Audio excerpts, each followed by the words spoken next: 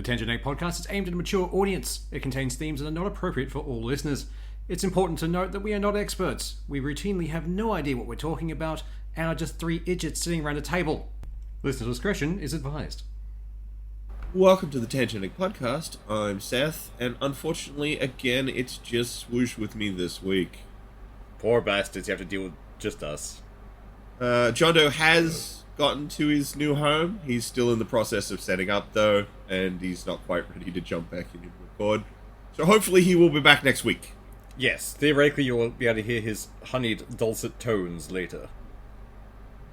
So, it's been a bit of a slow week on the news front, though.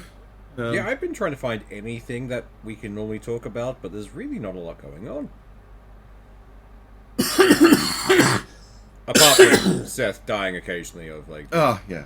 pneumonia. Look, I've been meaning to do so much more stuff with our Facebook lately, but I like to think I've managed to hide it reasonably well with my editing, but I have had pneumonia. Honestly, from the editing I've heard so far, I don't think I've heard any major coughing fits or anything, so it's been pretty good.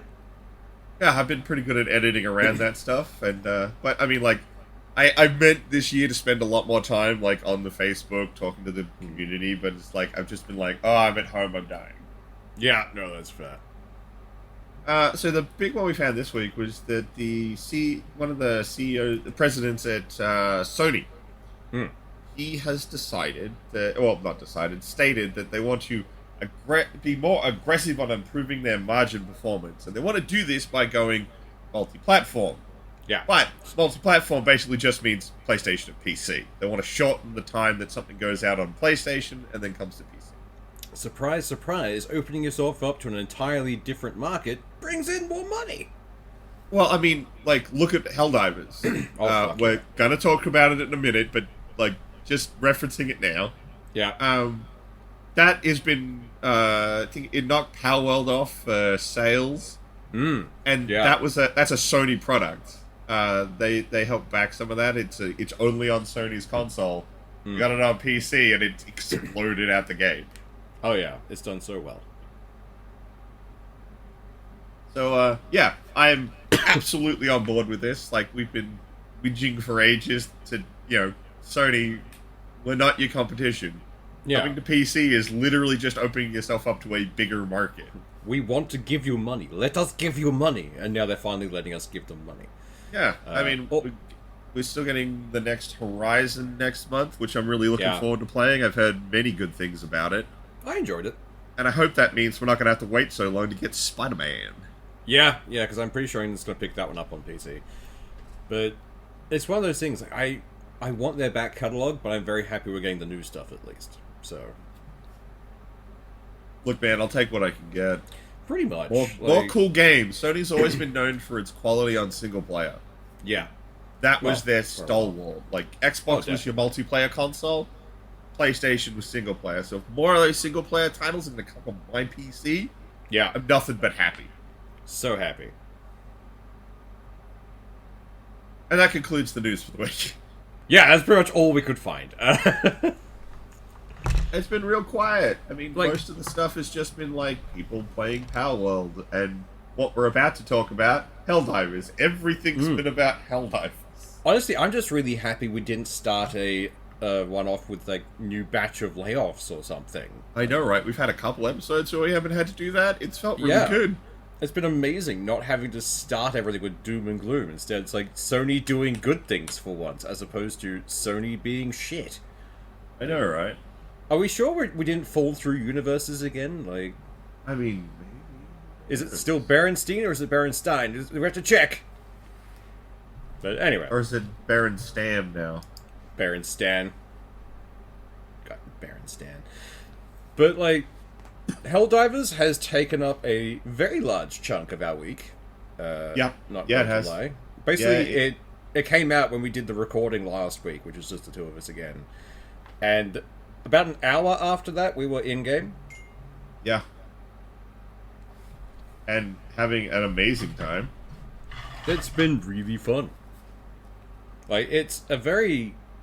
I wouldn't say simple game. It's a very in-depth game at times. But it's reliant on you and the people in your squad kind of knowing what you're doing. And we're not always good at that sometimes. Yeah, we're a little... brain goes everywhere. Yeah, we're very much the same. We play games the same way we do this podcast. We start off meaning well, but then God knows where we end up. We see something shiny in the distance and run for it, which is not great in Helldivers when there are shiny things in the distance that reward you with fake monies. So your brain goes, yes, dopamine, that way, go. Well, the thing is, at the start, we're usually a pretty coordinated team. We'll drop all the bombs correctly. We'll move through the areas, slaughtering everything. By the end of the PlayStation, we're stuck on point 1. We've been here for 15 minutes. We need to move. Yeah, look, why are we still here? It's like, because there's death and we can't stop. Or that or getting distracted. It's like, I have to go back for my gear. It's like, I can just drop new gear. No, I must go back for it.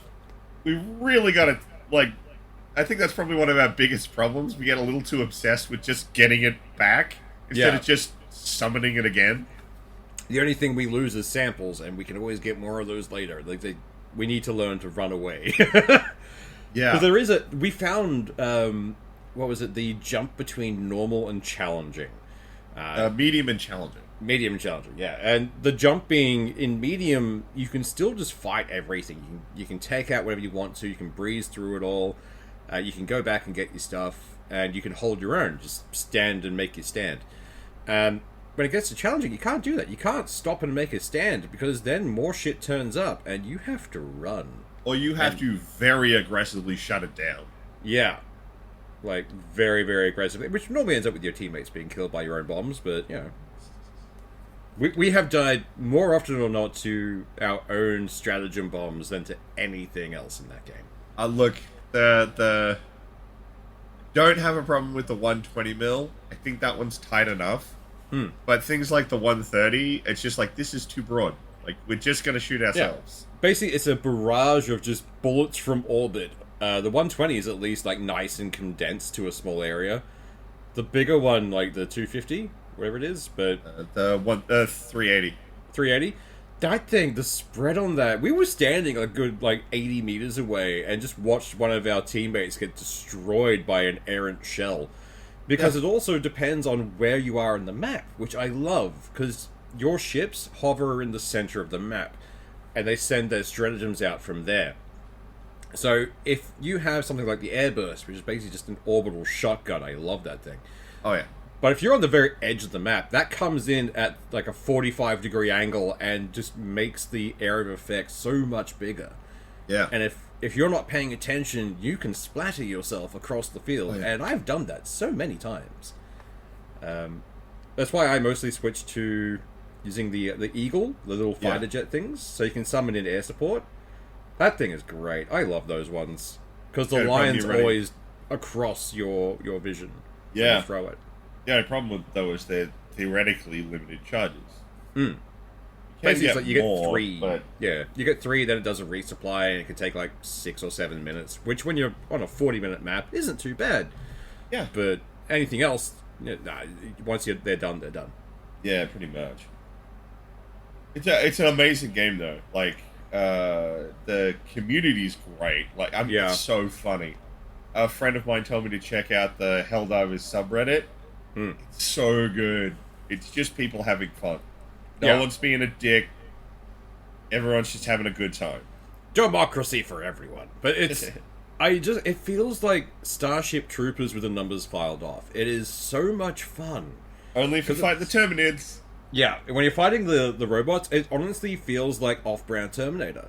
Yeah. It's really, really fun. Those rocket guys, though. Each enemy has their own things that are horrible. The chargers and the bugs, these big armored hulks, will not stop following you. And they will eat the hell out of you. They will just knock you down and then continue to fuck you up. You know what counters those nicely, though? Orbital bombardment. Nah, railgun. Oh, fair. 4 railgun shot slugs anywhere, kills them. Nice. I'm going to have to remember that for the next time we play. But then there's, in the robot section... There's these just generic guys who have a rocket launcher, but that rocket launcher can just screw you over. One shot, a good solid hit, and you're down. No, that varies. If you got full health, you can take 1 round. Yeah. But if you've lost any health, you're dead. I do like the fact that if you die, you're dead. You're just replaced by a guy wearing your armor. Like, Yeah. it's amazing. It's orbitally drop in another guy from the deep freeze. Like, there you go, this new guy, it's probably you. It's fine. Okay. Like, you can change the name, well, not the name, but you can change the voices and stuff to be perpetual and just always the same, so you can have that, fantasy of being clones or whatever the hell it is. Yeah. But I really like the fact you can randomize it, and it's like, just give me a random person now. I I'm think it this suits person. the fiction a lot more. The idea that they just, oh, he's dead, defrost another one, send him down. The fun thing is trying to figure out who my longest has been. I think I had one who survived 3 drops before finally dying. I couldn't tell you. I don't really care that much. Yeah, but it's so much fun. It is. That and like the tiles they have randomized in a way that is almost seamless. I swear. Like some of them we see is like, oh, we know what that's going to be here, but occasionally that's different. There's little sections of it that change in that tile that is also randomized. The thing that works really well is like the item tiles are always the same. So you're never like, okay, there should be a bunker around here. Where's the bunker? Yeah. You're like, it's there. It's always there every time. You don't have to wonder, but that tile may not be used this map. It may be in wildly different places. The map may not even look even kind of the same. Yeah. Although, many times, so picturesque. Oh, like, it's a gorgeous game. I'm not gonna lie there. But there's also so many little things interspersed in this game that make it so much more immersive. Like the fact that if you select a mission, your ship will move. Like, over the planet you're orbiting. You want to know something better? What? You're selecting a mission, it tells you how many Ks away it is, and then while the ship's moving, counts them down. Oh, that's awesome. I hadn't noticed that. That's brilliant. There is a fact that the amount of ships around a planet correlates to how many people are playing the game in that area. So you can, at a glance, look at like, this is a pretty heavily fortified area. This is great. There is a fan theory, we have not confirmed this yet, or at least the game devs haven't, that you see fire raining down from other ships every so often. The running theory is that's people using stratagems. So it might not be the exact stratagem, but it might be picking up saying, hey, this person used a stratagem from that ship, have one of the ships do a thing. I'm pretty sure, when you drop, you'll also notice there'll be, like, other hell pods in the background. Yeah. Similarly, a lot of people are like, that's other people dropping. Yeah. Like, I would love it if it's correct, and I really hope it is, but it's like, it's not confirmed yet, so we can't be 100% sure. But it's still cool. Yeah. The fact that, like, a lot of the stuff is behind a paywall, but at the same time, they give you so much of that currency that it's not really much of an issue. They've got that line, like, straddling that line between giving too much and keeping enough that it's not feeling like a ripoff. Well, so far from what I've seen, nothing I could buy in the cash shop I couldn't get from the battle pass. Well, that's the thing, like, all it is cosmetic. It gives the same kind of bonuses than anything else. I only bought one because I liked the look of it. It just gave me Mandalorian vibes. Like, I like this. I want to get the thing. And all it does is give me, I think it's extra grenades, which I already got a stock standard one from the thing that gave me extra grenades. It's like, that's awesome. I'm not getting anything overly, useful. It's useful in a way, but it's not different. It's not unique. I don't have to get this thing. Cash shop is basically just, oh, you want that thing now? Sure. You can spend some money and get it now if you really want. Yeah. Or you can use the premium currency you get from the battle pass to do it, or you can literally find premium currency in the levels. Yeah. So, but I think that only goes to the person who picks it up, because I haven't seen mine tick up whenever we get it, so... Which is, even then, it's not too bad. I doubt that, simply because everything else is shared, so why would you just not share that? Yeah, it seems weird. Maybe it's just my account being weird. But at the same time, I don't mind. I'm still enjoying everything. I'm getting everything I need. I'm not even through the battle pass, and I have enough premium currency to buy the other battle pass. Yeah, and I like what they've done. The entire game is very much squad-based, and it's not being in the way of, like, everything is shared. Like you said, all the samples and upgrade items are shared amongst everyone. Yeah. So there's no infighting as, oh, I wanted that sample, or I need this sample. It's like, we all have that sample, it's Yeah. fine. As long as someone gets on the dropship with it all, you're golden. Pretty much, as long as someone can evac with it, we got it Yeah. all. And even then, if you complete all objectives, you haven't failed the mission. No. Which other games was like, no, you have to evac now. It's like, no, the mission was still done. Screw you. I did things. Give me things for it. Whereas in this case, you could have the timer run out and then everyone die, and you don't get overly penalized for it in any way. It's like, alright, cool. You sent a bunch of bodies at it. That's fine.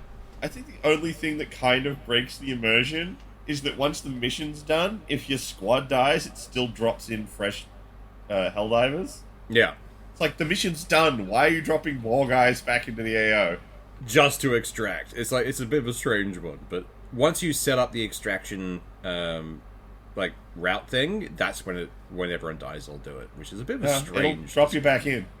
Will it? Yeah, it'll drop you back in. It's weird. Oh. Like I said, it's the only immersion break I've run into in the game is I've called the chopper in to pick me up. I've died. Why did you drop another guy in to then get picked up? Yeah. We're done. He's basically just gone on like that weird elevator ride, like it's like that kid who goes on the escalator up and down all day. But it's a very finely tuned game out the gate, which honestly I'm very happy to see for once. Yeah. Like between Palworld and this, I'm liking the direction that people are going of, hey look, a game that works out the gate. You can just play it. Like, neat. I like this. This is fun. Pretty much. And even better is like, we don't have a hugely varied amount of biomes yet. That's because we haven't got deep enough in the game. So the community has to push forward. Today, last night we actually completed the weekly objective. Oh, nice! So that's the one that every player is working toward. Yeah. Which was to push all the Terminids out of one of the systems, so we're officially fully into the next system, which has 4 planets with new biomes. Ooh, that's gonna be good, because when I log in, I should have that, which would be good. One of them's an archipelago. One of them's sort of a temperate sort of environment. Yeah. One of them's it looks like a moon. It's not. It's fun. A planet, but it gives me like if I was running around in the moon vibes, and there's a desert. That's pretty cool. The new biomes are fun. It's gonna be good. But the fact that like those weekly pushes are there, and we get like I think it's like 1,000, 10,000 credits. 10,000 credits, which is very useful to spend on stratagems and other things. I mean, top level stratagems cost 10,000 credits. Yeah. And because it's a weekly objective that everyone's working towards, the bonuses are just given to you. Yeah. You don't have to be there on the time and part of the squad that pushed the last Terminid off the planet. Doesn't work like that. No. It's a community thing. All of you working together as the Helldivers got this done. And like, honestly, the way it's going is we have to push the Terminids back to, I think it's 4 sectors back, to put in a firewall, essentially, to stop them coming at us again. Yeah. But then, the other side of the map are the robots getting closer and closer. Once we push those guys back, I want to see what they unleash, because there used to be, according to a friend of ours who's played the original... I played it too. I never got round to it. But apparently the Illuminati was the third faction that used to pop up. That was the third in the original game. So I'm thinking, as soon as we get to a point where we've thinned out the numbers of these other two, they might just go, hell, by the way, Illuminati, have fun. Yeah, I would actually be expecting that as part of some kind of seasonal update. Yeah, which would be good. Just throw a wrench into everything so that all the progress we make is undone, but in an interesting way. And let them dump some lore in as well, which is always fun. I mean, I've got to agree with some of the reviews I've been seeing. This has got to be like the best co-op shooter I played since I really got into Left 4 Dead. Oh, yeah, absolutely. Like, I normally hate any co-op game.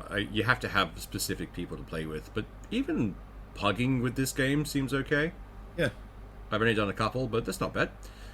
I don't hate everyone we get paired with, but... I think the thing that just helps is the fact that because it's such a, like, everything's shared, it's a communal goal, no one feels like they need to shit on anyone. Yeah. I mean, there are other people who dive headfirst and everything and have to keep getting resurrected, but after a certain point, you just stop resurrecting them. Because it's like, if someone keeps diving headfirst in, it's like, alright, I'll give you a res. when you calm yourself down, we'll do it that way. When your farm is officially calmed, we'll deal with this. Also, I found out recently, because last night we were playing, but my system decided to be evil and just kicked me out. If you use their in-game chat, it reads it out loud. Huh. So if you get a chat inbound chat, it kind of just reads it out in the Microsoft Stand voice. But that means you don't have to like get distracted checking chat. It just kind of pops up. That's good. Which is quite nice. Although I did find the option that'll fix one of your biggest problems with the game, Swoosh.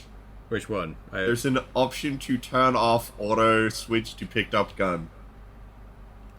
I have died so many times because of that goddamn thing. Yes, I need that. I'll find that today. Yeah. I'll when we're playing, I'll show it to you, because, yeah, turning that on means that I can pick up my grenade launcher and not be like, oh shit, and then blow myself up with it. The amount of times I have hip shot my grenade launcher at something right next to me. Yeah. Like, things I can't even be angry. It's my own stupidity. Which, like, that game, everything we do, even the more harder difficulties we were on, like challenging, and the one we tried above that, which just wrecked us. Hard. It is challenging and it is difficult, but you get... Doc Horror, we're fucking scrubs at this game. Oh, we're horrible. But it's so, like, gratifying when you get through a challenging run. Oh, yeah. Like, when you absolutely crush it, it feels amazing. Yeah. It's just all the dopamines, just all of it forever. But at the same time, like, even when we're losing, sometimes the just sheer terror is just as energizing. That first bloody Titan fight we went on. Oh my god, fuck. So that was the scariest shit. For anyone who hasn't played yet, there are a thing called Bile Titans, which are giant bugs. They're at least like 8 stories tall, essentially. Big-ass legs, giant glowing core to it. It spits venom. It's terrifying. The first time we played this game, we were searching for it, couldn't find it because we were just surrounded by mist and like spores from this weird... We hadn't yet figured out how to get rid of the mist. Yeah, we didn't realize that we could actually get rid of it by shooting this giant mushroom thing. And all I know is we've turned around, I'm checking something, I just hear like Seth screaming. I was like, what's happened? Turn around to see this giant death hulk of a bug walking through the mist, destroying us. It's like, god! The thing is, before it triggers, it's like squatting on the ground, so it's under the fog layer. Yeah. All I've seen is it rise up out of the fog, and I'm like, nope. Yeah. It's... The entire game is just so atmospheric. Like, everything about it. Half the time, if we're in the fog, unless it's a real detriment, we don't shut down those mushroom things. We just let that be, unless we want to get the extra points. But, like, just walking around the bug areas with spores and just seeing silhouettes for a fraction of a second run by. Because the bugs can't see you in the spores as well, either. They're not as good at seeing. So, it's the blind leading the blind, but you could just see traces on the edge of vision, and it just messes with you at times. It's so well done. Or you'll see, like, just the top of a bigger bug. Yeah. You know that motherfucker ain't alone. Yeah, there's always something near it. Or you see just the red eyes of a robot just walking at you in the dark. Dude. It's like, when those robots all trigger on you, you just see the string of red lights go off. It's just like, oh, fuck! Yeah. And you see 3 of them pick up rocket launchers and just panic. Because it's just death. Thankfully, those rocket launchers actually have very poor accuracy. They do, yes. Then there's the environmental effects. There's mines around the place, which... The ones the robots are red, but currently the big planet we have to fight them on has red grass. Yeah. So we have exploded a lot in the last few days. A lot. Once, twice, yeah. Yeah. But then there's other things like these weird pustules. If you stand on them, they launch you. They just ragdoll you. They do bugger all damage. But if you're holding, say, a stratagem that is going to be a large amount of weapons fire, and stand on one of those, you drop the stratagem directly where you are. And there goes your squad. That is one of the craziest things about it, like the stratagem stuff. Like, you would expect, like, oh, you just put it away if you get hit or something. No, you drop it. You drop it. It activates. Every time. Like, if you get shot and fall over, like, you're not dead, you just get knocked over, ragdolled, you just drop the stratagem, and it goes off wherever it lands. That's, like, that murdered 3 out of 4 of us at one point. as we were extracting, we were running through to the extraction, like the Pelican, the airdrop ship. I'm queuing up a thing as a final fuck you to the level, just to throw that out. And a robot hit me from far away, jostled my character enough to drop essentially a line of artillery fire from the Eagle, and only one of us made it out. Yeah. So that was fun. We were at the finish line, and we fell over. And we laughed our asses off. Yeah, we did. It was did. great. It didn't feel like a loss. It felt hilarious. It's just such a good game. And we haven't been playing like, oh, we're just going to jump on and play like one mission. We've been playing like 4 or 5 hours of this every day. It's like, so we're easy. feeding this thing so hard. The problem is it's so easy to spend at least an hour because you have like one 40-minute mission, normally paired with a 10 to 12er after that. Yeah. I just link together to get extra stuff. And we play 4 or 5 of those, and then we look at the clock like, ah, shit, I have work in the morning. I have to go to bed. Yeah, I know, right? But they're the best kind of games, to be honest, where you lose track of time because you're just having fun with people. Yeah. And yeah. like, let it, like, no question here. We're having a shitload of fun. Oh, absolutely. Like, if would- we ever get around to streaming, we probably would stream this game, but... I highly suggest, like, if you gotta, like, I'm not gonna say play it if you're alone. Yeah. Yes, you can just huggy, but it's not as good. Yeah. I think the thing that makes this game so much fun is that we're all in a Discord call talking shit while we play. Yeah, definitely. And for that, it's fucking amazing. Go find all your old Left 4 Dead buddies and see if you can talk them into playing this game with you, because you will have an amazing time. We've managed to hook in a few of our mates now, so I think we almost have enough for 2 squads. I think we're one person short of being able to run 2 squads at all times. Yeah, pretty much, so... Although it's Discord really one's great gonna because work out. anytime someone's like, alright, I'm out, I'm gonna go eat dinner, or I'm done for the day, swap in next person. Yeah, we just ping someone else in, it's great. But, it's such a vibrant game, is probably the best way I can put it. Like, Yeah. everything's fast-paced, you don't feel like anything's dragging, you're always moving. If you stop, you die. Like, that's how this works. But You either gotta ever enjoyed aggressively Starship Troopers- stop, and I know that Yeah. sounds like a really weird way to say it, but you have to clear everything if you want to stop. Yeah. So you There have can to, be with nothing extreme nearby. prejudice, murder everything in your vicinity if you want to stop. Yeah. Or you have to keep on hustling. Yeah. And if you've ever once enjoyed anything from the Starship Troopers kind of franchise, this game is for you. Like, the only thing it's missing is the occasional, would you like to know more? That's all it's missing, and it is just Starship Troopers the game. Oh, yeah. It's And great. when you're fighting the Terminids, it feels like Starship Troopers. Yeah, absolutely. Like, Just like- that's the thing. Like when Just you're like- fighting the robots, it feels like you're doing the war in the future. Yeah. It does help, I swear, those, like, the planets they're on have been geared towards those kind of biomes as well. Like, I'm really- looking forward to the desert one we'll play later tonight, to be honest, yeah. because that's just going to be Starship Troopers to a T. Oh, yeah. I really hope one of the robot maps is an urban one. Oh, that would be really fun. That'd be entertaining, actually, because, I like, know, right? currently it's all a lot of open land. You do find some little things, but you don't find any big settlements or anything. Yeah. I would be keen to see if they could do a settlement or something. I'd just love to see the robots walking around a city. Like a ruined street would be so Like, I don't much really fun. care about the bugs. The bugs I actually like having them more open, organic Yeah. maps. Hmm. But robots feel like they should be in a more industrialized location. Yeah. So I would love to see a more urban map come out for them. The That horror would just, for that like- would be great. Just walking down a road, around the corner comes a patrol. Like, oh god, the pain. We would just die started a lot fighting more.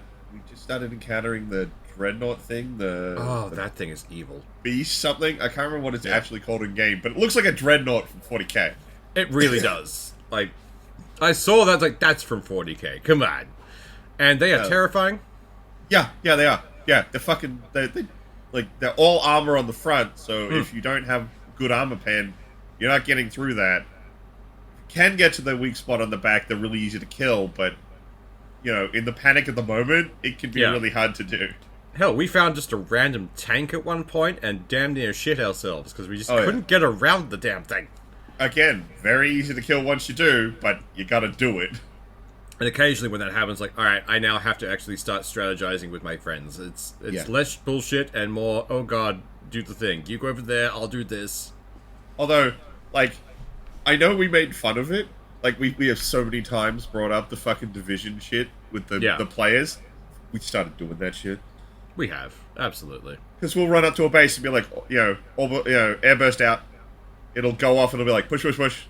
Yeah. It's like, crap, we're doing all that tactical shit. When we hit challenging, you kind of need to be honest. Like, you gotta coordinate. Yeah. Occasionally we do get into a weird point where it's like someone just starts repeating the things the announcer is already saying. It's like, we are aware, the announcer has said the thing. You can stop now. But, good game. I love it. Yeah, absolutely.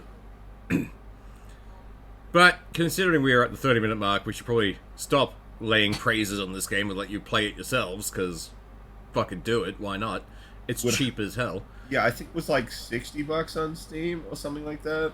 Yeah, it's not much. It's not the price of a AAA or quadruple A. In Australia, $60, and that's pretty fucking good for Australia. Oh yeah, that's fucking amazing. Especially for a game this good. Yeah, absolutely. But there is one thing we should probably mention from this week, which was the addition of quadruple A gaming. Fucking Skull and Bones, what are you doing? Skull and Bones is trying to put itself forward as a quadruple A game, despite being a shadow of what we wanted, a shadow of what they promised, and a boring piece of shit that even their own beta testers refuse to play because there's nothing to do. Yeah. That's a quadruple A game. I really hope quadruple A becomes a meme for a game that has had so much money pumped into it and has become so corporate that it's unplayable. Yeah. That's what I want this to be. That's their legacy now. It doesn't even have all the mechanics. The game, it's ripping off. Yeah. Because like they already had it. It could have been a mod. They took all the mechanics from Black Flag. Yeah. So, like, nothing's really that new. It's just, quote-unquote, polished up. So that the actual ship-to-ship combat feels better. Okay, cool. Yeah. You can still board ships in this game. It's a fucking cutscene. You don't very short actually cutscene. board the fucking ship. Even on the cutscene, they don't board the ship. Like, that's the thing. They haul it close, and then it ends. It's like, did you board the ship? What happened? Like, It's real bad, man. Like, the thing is, like, they have missed the mark so widely, but they're still trying to claim it as not just a success, but a game-changing success. Yeah. It's like, what are you doing, guys? No, this is not game-changing. And, like, if you'd put it out there and just let it happen, it probably wouldn't be getting dunked on nearly as hard. Yeah, absolutely. We probably would have been like, oh, the Vaporware game came out and moved on by now. Yeah. But the fact that Ubisoft keeps pushing it and pushing it and pushing it, like it's going to be this thing that's going to define the year. Sorry, Helldivers already did that. Accidentally. Yeah, I know, right? It's just not going to happen. Like, just don't. No. Just leave it be. Let that one die. No one is paying attention. No. We don't care about it. It's not what we wanted. We were happy to let it die. You need to let it die as well. So, we're just going to leave that one and quiet. I will admit, this week I am looking forward. Skill Up's going to put out his review of it. Apparently, it's not good. I'm really looking forward to seeing that review. Because he had two options. He got to play Skull and Bones or Helldivers. And he gave Helldivers to his editor to review. Oh, he's probably kicking himself for that one. Yeah, he is. Wow. Jesus. But on that, that is something we were going to talk about for the second half of this episode. Like YouTube. Wait, sorry, before we get into that, I did actually have one other piece of news. Ooh, news. Go. I had to dig around and find it again. I knew it existed, but I had to get a hold of it. CD Projekt Red is starting to get people together to work on Cyberpunk 2. They've gotten the narrative designer from Control. Oh, fuck yeah. And the narrative designer from KOTOR's MMO. That could be entertaining. I remember you some know, of that being pretty fun. Got a couple really good people working on looking to work on the next Cyberpunk game. So Is it going to be like a new region, or is it going to be still? we don't know. We know nothing. Like, this is just they're getting these people to start working on it. Yeah, We don't know what it's for. fair. I'm keen for that. That game was But fun. you know, it's a good game that was definitely worth it after the 2.0 update Yeah, and the Shadows of Liberty expansion. yes. But now you're coming in going, okay, what are one of the ways we missed the mark? Story. Yeah, Let's get some really good narrative designers to work on it for the follow-up. that'd be good. Yeah, Because the and- story wasn't great. It was entertaining, but it's just I think getting those two people in particular is important because you've got a person who's really good at the main character story design, yeah, and you've got a guy who's really good at world design. yeah, like expansive quests that don't just feel like go and hunt 10 boars. Hurrah! Or even if they do, that it feels like that's what you should be doing. Yeah. So, I think those are two really good picks from them to go work on that. Hopefully it pans out. I have high hopes, but at the same time, we'll see how they go. This will be their first launch after the the whole thing. Oh, with Cyberpunk, the next Witcher game will be the next thing they put out. Oh yeah, that comes out. That's in a few years. I don't think we have a release date on that, but yeah, that's the next thing that CD Projekt Red's working on. That's why I'm only saying that they're getting these guys to start working on it. They haven't got anything to say. I'm assuming Witch is going to be at least like another 3 to 4 years at least. They normally take a while. I mean, they've been working on it for a while. True, but they like to take their time with those kinds of things. Which I get. The question will be: are we going to be in, dull brown grey England area again, or fancy color place of Italy? Which I loved that expansion. The expansion was like, what's this expansion? Color. Like, oh, okay. This is beautiful. I love it. Yeah, no, we got nothing. We're nothing. Yeah, no, that's release fair. dates for that one. I Other normally than keep we things know close that to that's first. what they're working on. Honestly, I wouldn't be surprised if they learnt not to hype themselves. Oh yeah, they burnt themselves already once. Just shut your pie hole and let people know that you are working on it. More companies need to do that, let's be honest. But yeah, I'm keen for that. That sounds fun. Yeah, sorry, just wanted to inject that one before we got on to the next thing. Yes, I mean, last time we talked about music and other stuff that we haven't really talked about before, and we realized we've never really talked about the kind of YouTube stuff or like media that we absorb. And honestly, I'm pretty sure we have very vastly different, subscriptions in our YouTube. Mine is a lot of weird, like, true crime, as well as, like, creepy stuff, or, say, like, ghost videos, and that. I love that stuff. I find it really fun. But I also watch a lot of trash. Like, Mine is an absolute scattershot. yeah. I mean, there's ones that we brought up multiple times on this show. People like Skill Up and Carl Jobs. Yeah, Coffeezilla. We've mentioned him before. Yes, we have. So, there's some that you've heard us talk about, but these are... I mean, one, we like to talk about people like Skill Up and Carl Jobs because, Australians got a rep. But, we watch a lot of fucking random stuff. I mean, like, it feels weird, but I've had a few people be kind of confused by it when I say I watched Game Grumps when Danny wasn't on it. Yeah, same. Like, we're that old. Fuck. But like, I've watched some of my favorites. There is a chick whose channel's called Rotten Mango. She does like international true crime. Really fun. Enjoying that. But some of the other ones that pop up a lot that you got me into at one point was Mike Burnfire. Yeah. And it's literally just two ex-army guys playing Fallout. One's a Marine. One was a Marine. Mike's the Marine, and Zach was a small arms repairman. Yeah, and they are just so fun to listen to. I swear. love that the definition of small arms is anything from a small handgun up to the machine gun on a Bradley tank. Yeah, it gets up to that. I love that. He was so happy he got to do that because he just loves guns. And I am not a gun nerd, but listening to someone who is hyper fixated on guns rant about guns is really fun. You need to watch some of Zach's current Twitch streams then. Yeah, no, because he's figured out that he can show his guns if he's cleaning them. Yeah. So now he busts out a gun, tears it down, and cleans it while he talks about the gun. Yeah, it's weirdly cathartic to listen to, I swear. But also, they have some just messed up stories. Their Campfire Story series is really fun.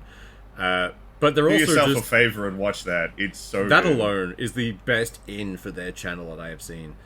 But that, and just coupled with playing Fallout New Vegas and Fallout 4, just running through mods. And they always highlight the mod at the end. It's like, this is the mods we're using. This is an in-depth thing. Or this is a narrative one. And yes, they will shit on things that are bad, and that's half the fun. Yeah. Like, I really enjoy it.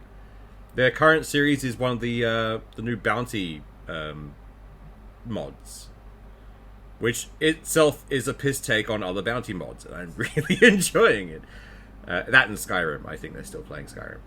I would actually suggest anyone go back, and if you can find it, go watch Mike's Twitch channel and watch him play Oblivion.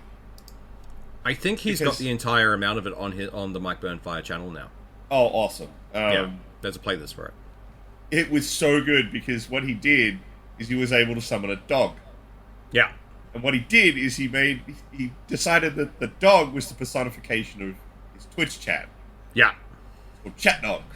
And they spend so much time giving him shit in character as chat dog. It is amazing. It is so funny. Actually, as of a couple of days ago, he uploaded Oblivion without context, which is just a clip show, essentially, of all the times he's been doing Oblivion. And, like, a vast majority is chat dog. Yeah, it is. It's so good. Although, another YouTuber who actually interacts with this chat very similarly to Mike is a guy called Doug. Yep. He used to do reviews, but then he transferred over to doing Twitch stuff, and his big thing is heavy integration of his chat to his the games he's playing. I do like that kind of stuff. So he'll does things like he's written code so that chat can put in commands and they can control the game. So he'll do things like, can you guys beat 1 level in the same amount of time it takes me to beat 10 levels? And stuff like that. It's really, really fun. And his Twitch chat is hilarious. There's one where I think he's trying to drive across GTA, but all the cars are invisible and he can't hit any of them. And in that one, it's a weird narrative starts where the idea is that all his Twitch chat is just people who are just divorced and need marriage counseling. Nice. That's amazing. It's bizarre, the fiction of Doug's chat. Oh, I love it. There's another one I've been watching recently called Gunner TV. He's just like a generic frat guy from the US, but like a reformed frat guy, and I quite like that. But it's just him watching a bunch of the old 90s reality TV shows on Gunner TV Live. So he did Jury Duty, which is the one where they... it's an entire fake jury... Well, entire fake case, and one guy is just there with a bunch of actors. As well as the other version, which was essentially a Survivor-esque living in a fancy mansion thing where everyone's an actor except for one guy called the Joe Schmo Show. It's pretty fun. I like his commentary. His chat's a bit, strange and fun, and they roast him constantly. Always fun. One YouTube channel that, again, another one I got you into, that we've mentioned recently a couple of times, Isandia and Coda. Yeah. Best channel for 40k lore. Oh, yeah. I fell down that There's a few other ones I could tell you to go look at, but nothing's going to entertain the same way Isandia and Coda do. They know how to keep an audience. I wish we were half as good as they are. They are amazing. Oh, fuck yeah. Absolutely. I wish we had like half the screen poise that they have. Who else do I watch? IGP is really fun for anything SCP related. He plays a lot of the SCP games and that kind of stuff. And he knows so much about it. There's a channel called The Rubber. That sounds familiar. He does SCP videos, but the idea is that his character is a personification of an eraser. Oh, nice. That's brilliant. I'm going to rattle off a couple of channels that all do the same kind of content. It's why I like them. They tend to be guys who do long-form video breakdowns. Yeah. Your Favorite Son, Noah Cadwell, and...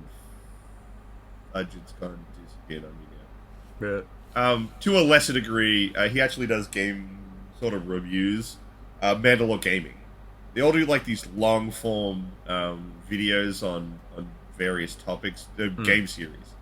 Noah Cadwell's my favorite. He does like 6-hour videos. Nice. And Your Favorite Son is another one that what he does is he'll do like series videos, but he'll do like game 1, game 2, game 3, game 4, and then cut it all together.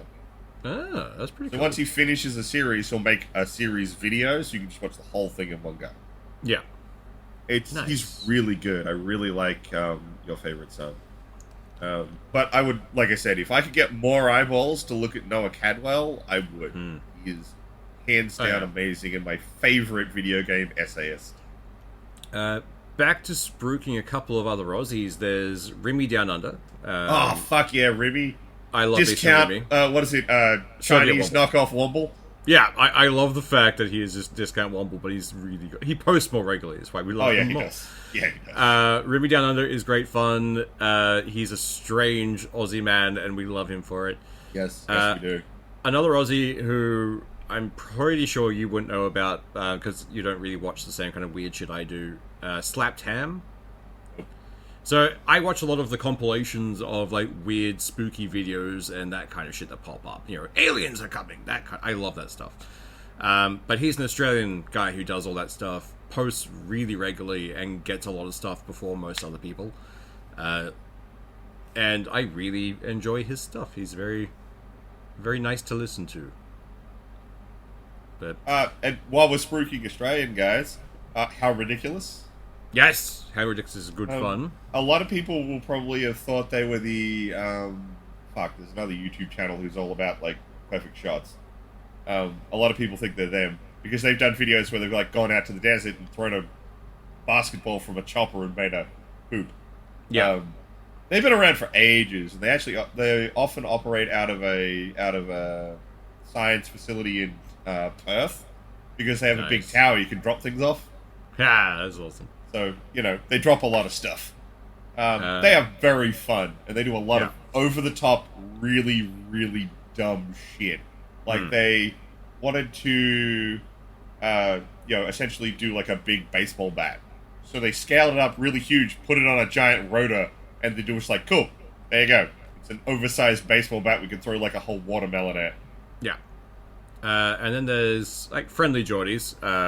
He's had some weird shit pop up recently, but he's always good to watch. Yeah, he's a little quiet right now, but there's a good reason for that. There's a very good reason for that.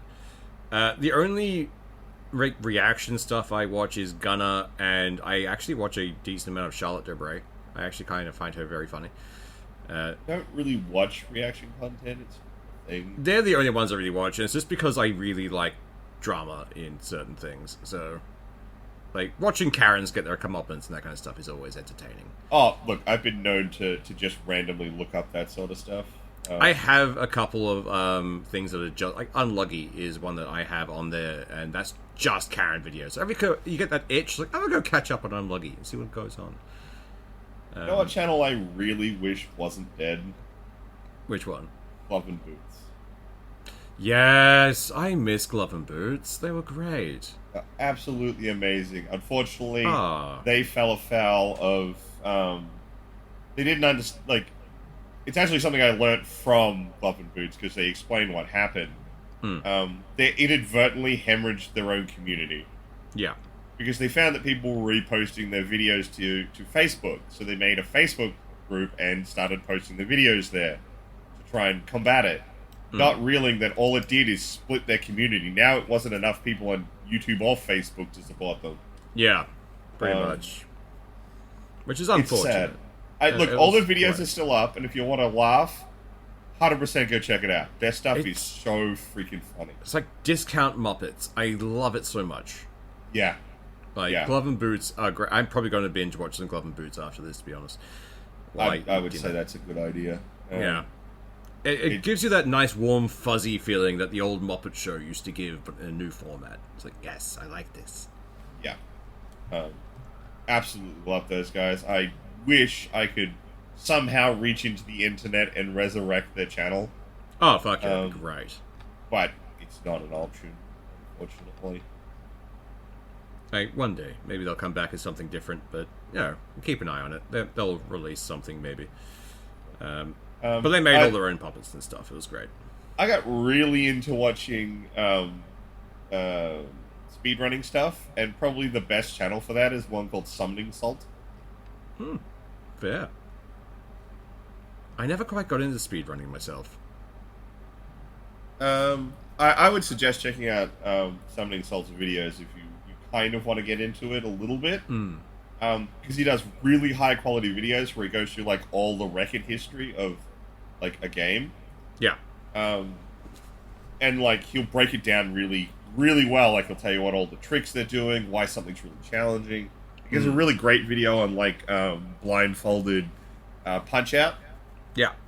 And how people had to like muscle memory stuff and learn the audio cues and stuff that people generally didn't listen to figure out what's going on the screen when they can't see it. Yeah. It's really, really good. He does a very, very high quality video. Nice. That's good. I know both me and John Doe are massive conspiracy nuts because we love that shit. It's so much fun to... It's fun to watch because I find it interesting, but at the same time, I love poking holes in conspiracy theories. So I watch a lot of that kind of stuff, which is like slapped ham and that kind of thing. But the big one I love that I got John Doe addicted to is a guy called The Y-Files. And the way he tells everything is he starts off telling the conspiracy in a narrative format, the way it's meant to be portrayed. And at the end he goes like, alright, is this true? Probably not, and here's why. And he goes through reasons to debunk it and that kind of thing. He is a believer in certain stuff, but he does right by it in a way. He does it the scientific way of, there's no evidence for this, we can't say yes or no. So it's inconclusive. Have checked out the Y-Files. I'm not as enamored with it because I found a few too many of his videos were kind of like same but slightly different. Some of them, absolutely. There was like aliens in DC, aliens on the moon, aliens question mark. To be honest, that is mostly the conspiracy like thing that's out there at the moment. Like everyone's I get it, of aliens, but like for me, it wasn't. Like that was what stopped me watching the Y-Files. Yeah, no, I get it that like if that's your thing and you love every single conspiracy, you want every one of them, dude. Channel's amazing. The way that guy presents is excellent. The way he presents everything in a nice format is very fun. I enjoy it. But at the same time, I'm that person who'll sit there laughing at anyone who believes in chemtrails. It's just, I find that shit funny. It's like, oh, they're using chemtrails to disperse chemicals. Like, it's the government. They have access to your water. Like, why would they go through a third party to dump chemicals and just put it in the water supply? They already did. They put the fluoride in that's controlling your mind. Man, they need to up that shit because, like, it's not working. Yeah, I know, right? I watch a lot of channels that just fuck with video games. Yeah, fair. Let's Game It Out's probably my favorite one. Yeah, that's always a fun one. The other one I like watching is one called The Backlogs. He tends to do more challengey type videos where he'll be like, unnecessarily hamstring himself. Yeah. But they're really fun. The dude's a great presenter. Yeah. I've seen a few of those because you've linked me a couple, and they are very fun. I've quite enjoyed them. We have mentioned Discount Womble. We should actually mention Soviet Womble. Yeah, of course. Because Soviet Womble, the bullshittery series, is so much fun. It's just a few guys scattered around Britain and the UK, gaming together as a clan, the Zero Fucks clan. And they're really fun. Like, their stuff, he does like hyper condensed and edited stuff on YouTube, but he does have a Twitch channel which is just dumped of VODs and that kind of stuff. And some of the stuff on his Twitch never makes it to YouTube. Yeah. And some of it is so fucking funny. Oh, I have listened to a lot of his VODs in the background while working. Despite, like, there are entire sections where he's just quiet, because he does what I do when gaming. If I'm not paying attention, I zone out and get quiet. which is why I need someone else to bounce off. So the Counter-Strike ones and ones where they're playing with like Cyanide and stuff are much better because they're constantly bouncing and riffing on each other. But yeah, good times. I like Womble. I wish he'd upload more, but that's basically his entire community wants him to upload more. Yeah. Unfortunately, he found more success with streaming than YouTube. And well, that's not just fair. that, but it's he was actually putting a lot of effort into animations and stuff for his more recent bullshitteries. Yeah. So he was trying to up production value of the bullshittery series, and I quite commend that. That was really Given good. the fact that he talks to his, like, he has discussions with his Patreons and the whatnot, so it's what they're paying him to do. Yeah, pretty much. And I'm enjoying anything he puts out. It's like one of those things where I'm happy to wait for the quality we get. I would like it to be more often, but at the same time, I'm okay waiting. I feel like we can't talk about YouTubers without talking about my favorite Australian YouTuber. Fair. I Did a Thing. Yes, I did a thing. This dude's a fucking maniac, and I like everything he does. It's like, surely this guy's got to be in like the States somewhere where no one cares what you do. No, motherfucker's Australian. Yeah. I Like, just haven't caught him yet. He has like really simple videos where, like, you know, can he move a jump rope fast enough to block rain? Can he carve a spoon using only a spoon? And then there's things like he made a giant Beyblade or a bullet-powered hammer. Yeah. It's like, what? What? He has to be in like rural New South Wales somewhere, I swear to God. I mean, he did go to the States to do it, but he did put a gun on one of those spot dogs. Yeah. That was fucking amazing. Yeah, the dude's insane. Would absolutely recommend. And I love the fact that he, like, in every video, he's barefoot. Yeah, every time. But we would be remiss if we didn't mention, like, the abridged guys on YouTube. There's a few of them out there which are really fun. Like Smuck Squad and the Smuckers. Yeah. The Smuckers, there was, like, Sword Art Online Abridged was great. The guys who did Dragon Ball Z Abridged, Team 4-Star. Like, they did Hellsing Abridged as well. They eventually folded that in. All amazing things to watch. And if we're talking about them, we have to mention Vizipop, which is the person doing Hell of a Boss. Fucking great stuff. Really loving that. Yeah. Haven't got round to watching Has Been Hotel at the moment, but I've heard there's a bit of a mixed review because it got a bit corporatized. Look, it's got a bit corporatized, and I think they tried to put too much in. Yeah. Like, I don't want to do a synopsis for it right now because, like, we're still a little close to it coming out, and people are still probably watching it. But they do, like, in, like, the last 4 episodes, they cram way too much stuff through it in one go. Yeah. They could have done with maybe 2 or 3 extra episodes to let it breathe a little, and I think it would have worked a little better. Yeah. So it's sort of like, it's good, but... I mean, it was going onto a actual service. So I always figured they'd have to tone it down as opposed to what Hell of a Boss is.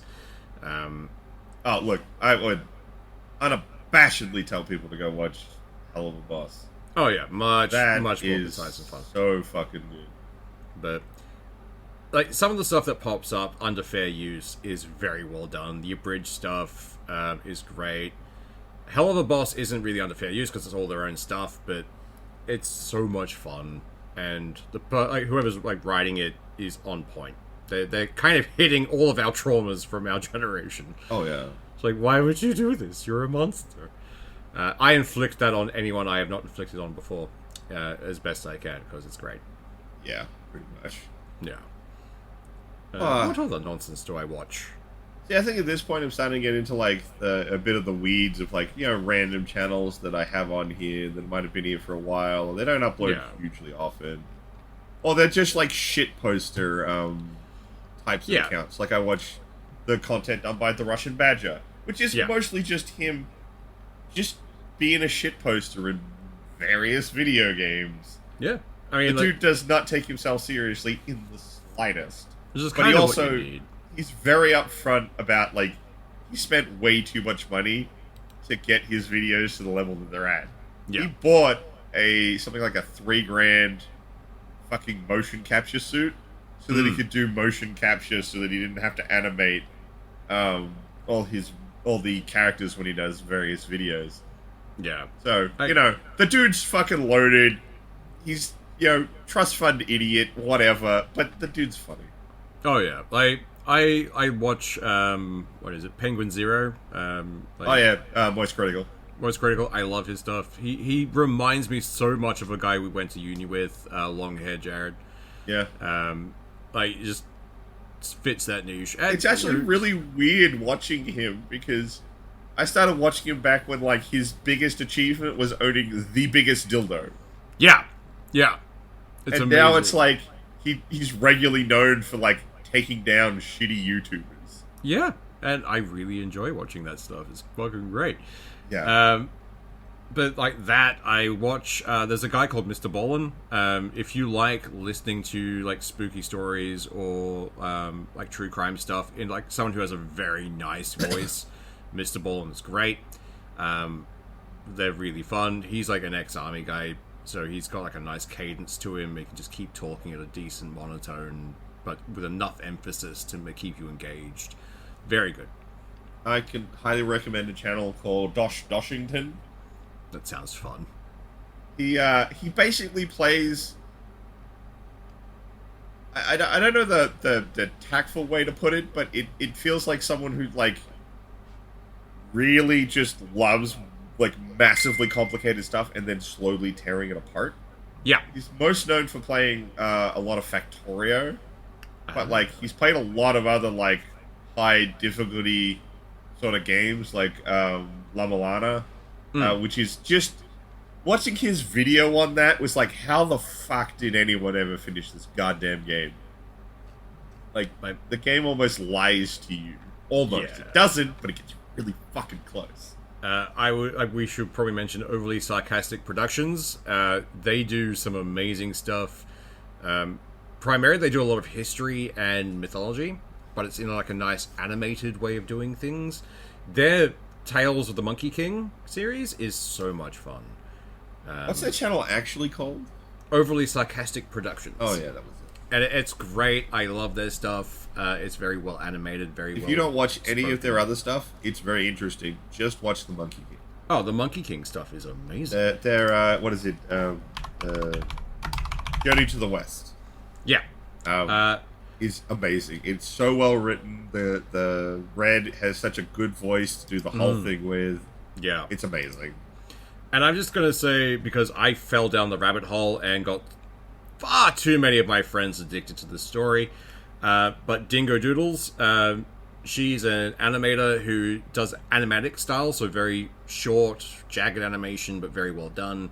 And it's all a D&D campaign, which she started halfway through. So she started animating and telling the story at a halfway point.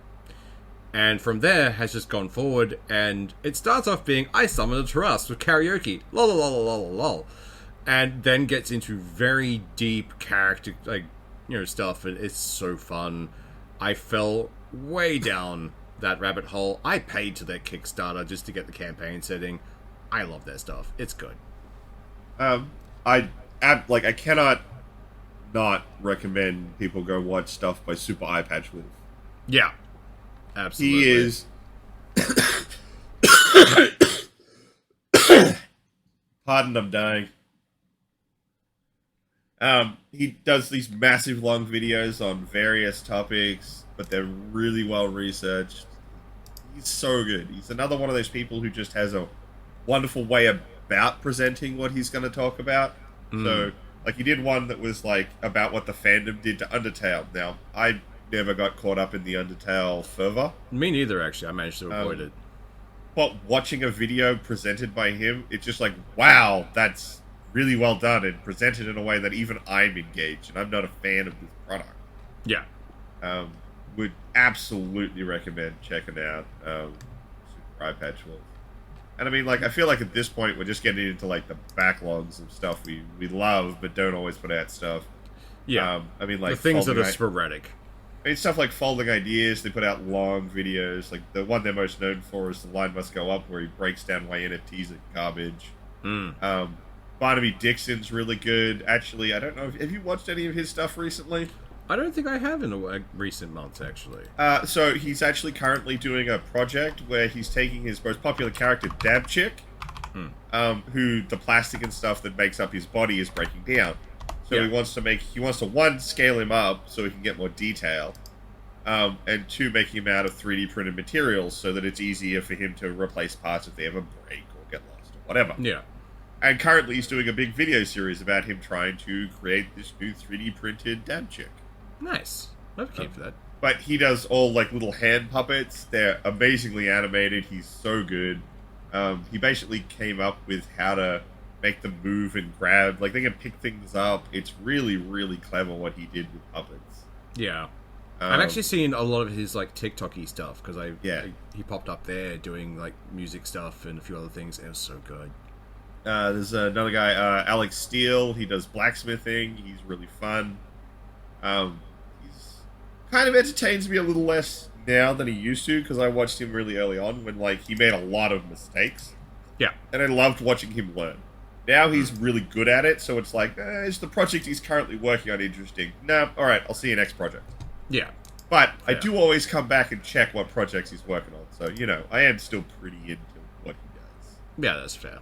And there's another guy who's a New Zealander called Many Kudos, who just does really weird and random videos, but again, wonderful presenter. There's something to be said for someone who's just interesting to listen to. Yeah. Honestly, that's half the people in my like subscriptions. Just interesting to listen to and zone out and just absorb information. Absolutely. Yeah. I would easily say that. Can't go past Carl Hill. Yeah. Carl Hill's great. Yeah.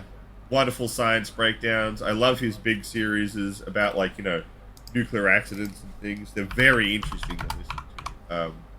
The best one I listened to is the one on the Demon Core. I mean, yeah, feel free to jump in here, Swoosh. Otherwise, I'll just keep ranting about random fucking people. Oh, honestly, we're past now. I think the last thing I would mention again in more detail is just more stuff on Carl Jobst. Like, I only recently got into him because you put me onto him. Yeah. I love his stuff. It's so good. Carl and again, another Australian, so I actually understand the accent and I can get more information out of it. It's great. I know, right? There's just something weird about it that's like...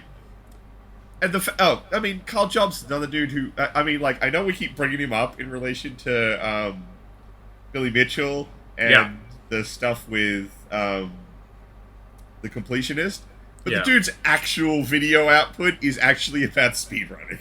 Yeah, primarily it's speedrunning, but recently he's like, no, these things are fucked, we're going to talk about them. Yeah. And I love that. It's great. Worth a watch. Yeah, 100%. Definitely check out our boy Carl.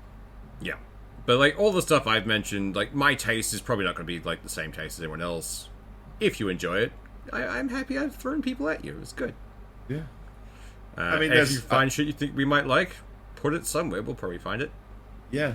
Oh, actually, a really weird one that I got weirdly into, and I have no idea why. It's a channel called 3D Bot Maker. What they do is they just get, like, little, like, Hot Wheels cars and run them on a track, but they treat the whole thing like it's an actual drag race. That's awesome. It's really fun. Like, they have commentators and everything. It's really weirdly entertaining. Just watching these little Hot Wheel cars go around a track while people talk about, like, there's someone driving the car. Nice. I'm actually going to get around to trying to find a certain guy on YouTube, because I think he's around somewhere. He takes Warhammer 40k stuff and then makes it into remote-controlled stuff. So he has, like, a little remote-controlled orc truck. Looks amazing. But my favorite is he's made a tower tank with a little tiny drone, so it can actually fly around. It's like, oh, that's brilliant. I love it. This is so good. Oh, that's amazing. I need to find him on YouTube just to see, like, the full in-depth stuff. But, yeah. They're the things that we lose ourselves to, essentially. And there's many, many more. I could just, like, run off names of channels and things. And maybe people, like, you know, like CB11 if you like boomer shooters. Yeah. Vadi does mostly Dark Souls stuff, although I think there are people, like, better than Vadi. I subscribe to Anton Hand. He's the guy who does the development for Hot Dogs also using hand grenades. It's really interesting. Saberspark does, like, reviews of TV shows. Blue Jay does history stuff. If you like overly simplified, you'd probably like Blue Jay. Yeah. You know, like I said, I can just go up is not. Oh man, how did we get Up through is this not whole thing down, and not fuck. talk about up is not jump? How That did dude we is forget amazing. that? God damn it. I feel bad now. I watch a dude who does sword fighting stuff called Shadowversity. Another Australian guy. Yeah. Small Ant does challenge runs for mostly Pokemon. CCP Grey does lots of very informative videos. I watch Rhett and Link. You know, there's just shitloads that I watch for different things. Oh, yeah.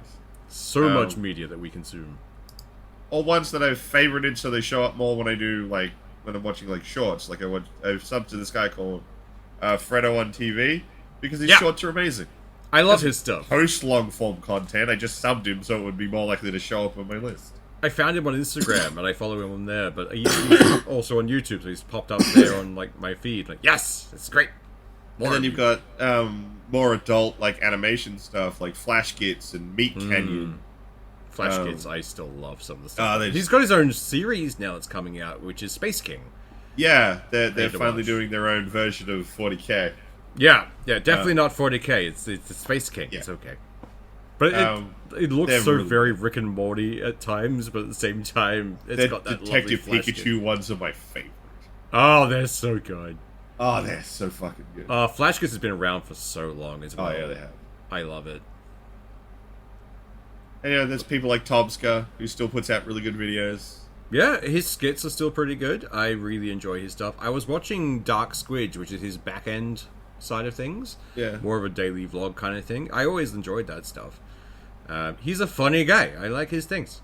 Oh, I've got to pimp another Australian guy, Macedo Pants. I remember that from ages ago. Currently he's stuck playing, what's that, that one where you drive a car in Sweden. My Summer Car? I can't remember the actual name of it. He did a stream where like people could like he was gonna do laps of the town in the car, but people could donate to increase the amount of distance he was doing. Yeah, and it got to such an unreasonable level that he had to stop it, and then it was like, okay, we're not increasing it anymore. Your donations can do things to fuck me up, but I'm just gonna drive the case that we've already got. Yeah, that reminds me of there was a Twitch streamer, I think they're still going around, which was Finster, which was a guy who was just streaming and was like, you know what? If I get enough subs, I'll start wearing women's clothing. And they did it. And now, basically, his chat has turned him into a full femboy. And it's fucking hilarious and amazing. I love it. Like, so much fun. Yeah, like I said, there's piles more we could talk about if we want to. Oh, definitely. But they're probably like the highlights. Like they're channels that like when I see uploads happen, I'm like watching that. Oh, definitely. They're the ones I'm like, yes, I see in content from you. I'm put that in the queue. I'm going to do the thing. Yeah, pretty much. Well, we're out past now, so I think we'll wrap things up for this week. Yeah. Y'all have a good one. Bye.